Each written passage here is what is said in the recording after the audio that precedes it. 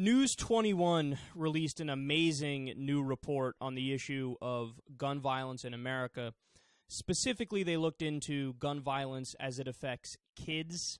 So buckle up for these facts because they're disturbing to say the least. So they say, quote, "For every U.S. soldier killed in Afghanistan during 11 years of war, at least 13 children were shot and killed in America." Ooh, now that's only one of the facts, but we could do a story based on that alone. Isn't that stunning? I'm going to repeat it one more time. For every U.S. soldier killed in Afghanistan during 11 years of war, at least 13 children were shot and killed in America. You think we might have a gun violence problem? They say, quote, "More than 450 kids didn't make it to kindergarten." So that's the number of very, very young kids that were killed. Another 2,700 or more were killed by a firearm before they could sit behind the wheel of a car. So there's your number of kids, I guess, below about the age of 16. Now, here it gets even more crazy. Every day, on average, 7 children were shot dead. You know, as I'm going through this, I'm trying to think about what the reaction would be in Australia if these statistics or these numbers applied there. What the reaction would be in Canada if this was the case there. What the reaction would be in Japan. Japan has some of the lowest, if not the lowest, gun violence numbers in the industrialized world, in the world, period.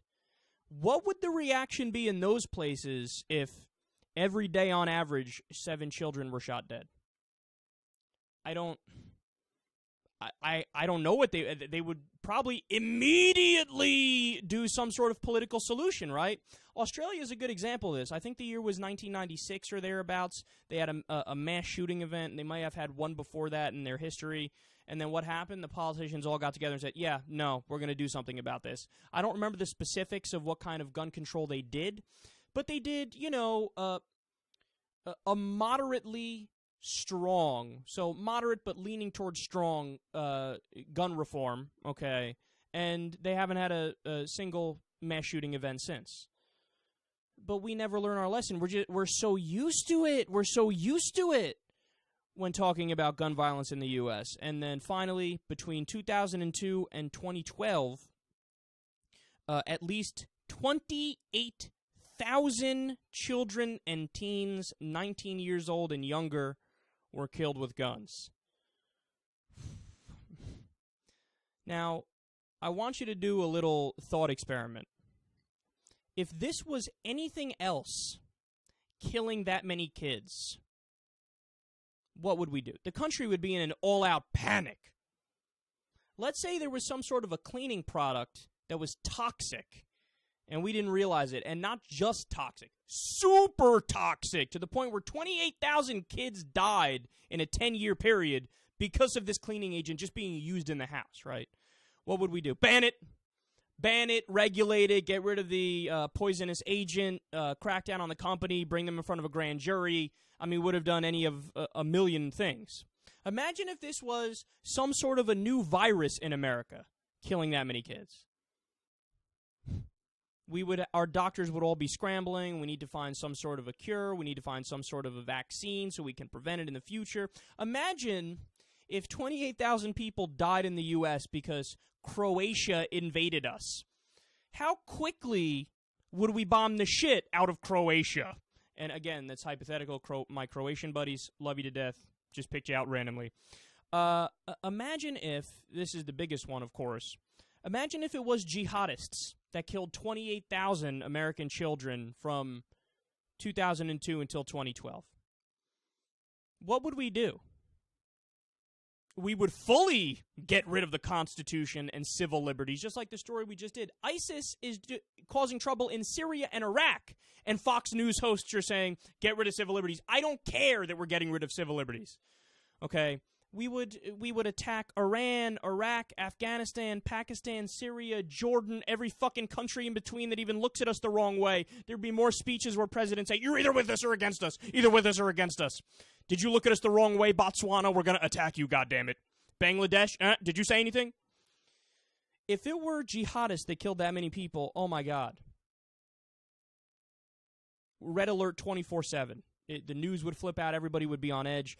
But since it's gun violence and we're used to it, yawn, it doesn't even get discussed. The macro picture never gets discussed. And when it comes to shootings, I'm guilty of this just like anybody else. The bar has been set so high by Aurora and Gabby Giffords and Sandy Hook and you name it, that now if there's a shooting where 3 people get killed, right, but it was some sort of domestic dispute, barely makes the news. It's a blip in the fucking radar.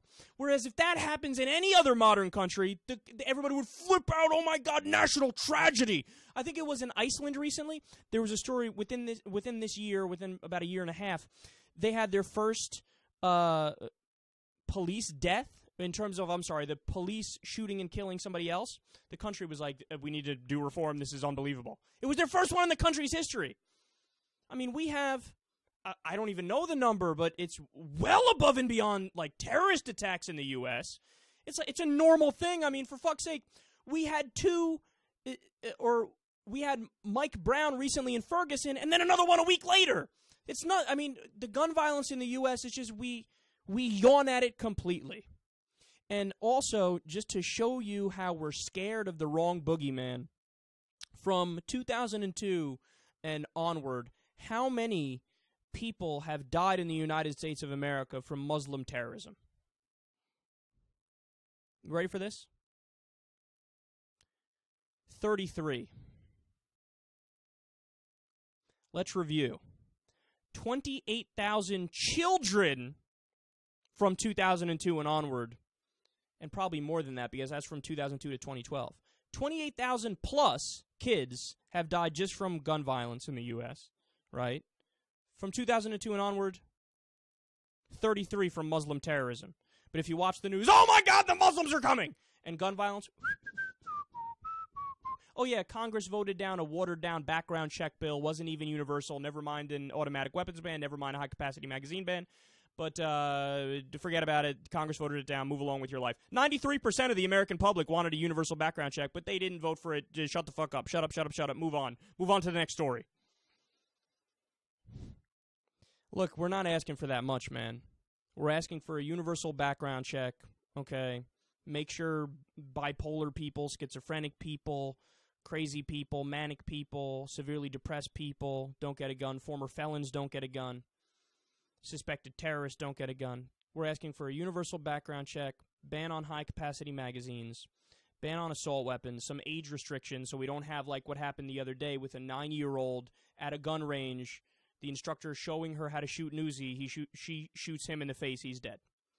All we're asking for is moderate regulations. I mean, is it that much to ask to try to cut the 28,000 child gun deaths from 2002, to cut that in half? Is that a lot to ask? Can we please try to cut it in half? That's all. That's all. It would still, Muslim terrorism would still be a drop in the bucket compared to the deaths from that. But that's all we're asking. Would we just try to lower it a little bit? And by the way, that's not even an apples-to-apples comparison. If you really want to go by total number of gun deaths in America versus Muslim terrorism from 2002 and onward, it's 32,000 gun deaths on average every year in the United States of America. So, and that includes everything. Accidents, suicides, homicides, you name it, right? So 32,000 every year from 2002 until today versus 33 from Muslim terrorism. The boogeyman, it's not the Muslims. The actual boogeyman is the 300 million guns that we have just lying around, that whether or not you realize it, the reality is more guns equals more gun violence. We should at least do some vanilla, moderate tweaks around the edges and legislation and regulation so we can chip away at the obscene number of deaths.